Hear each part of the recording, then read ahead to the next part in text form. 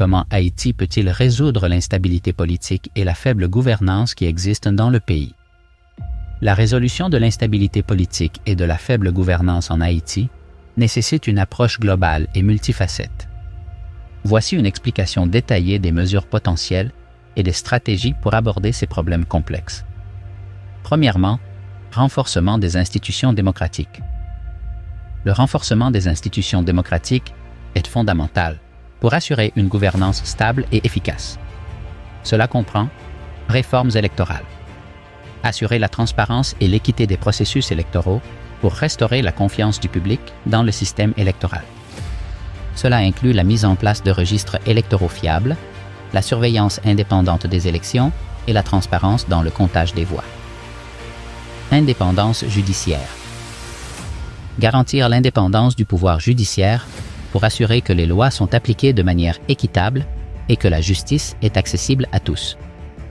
Cela implique de protéger les juges et les procureurs des pressions politiques et d'améliorer les procédures judiciaires.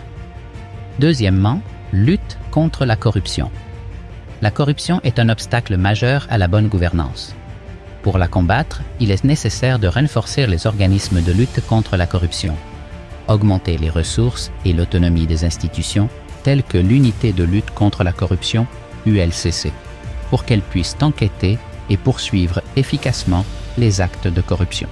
Promouvoir la transparence et la responsabilité. Mettre en place des mécanismes de transparence tels que la déclaration publique des actifs des fonctionnaires et la publication des contrats publics pour éviter les pratiques corrompues. Engager la société civile.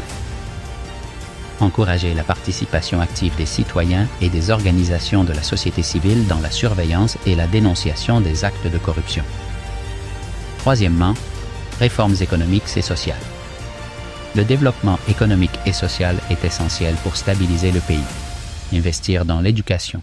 Améliorer l'accès à une éducation de qualité pour tous les enfants haïtiens, en construisant des écoles, en formant des enseignants et en fournissant des ressources éducatives adéquates. Promouvoir la création d'emplois. Soutenir le développement de petites et moyennes entreprises. Attirer des investissements étrangers et développer des secteurs clés comme l'agriculture, le tourisme et les technologies de l'information. Améliorer les infrastructures. Investir dans les infrastructures de base, telles que les routes, l'eau potable, l'électricité et les services de santé, pour améliorer les conditions de vie et favoriser le développement économique. Quatrièmement, dialogue et réconciliation nationale. La réconciliation nationale est essentielle pour surmonter les divisions politiques et sociales.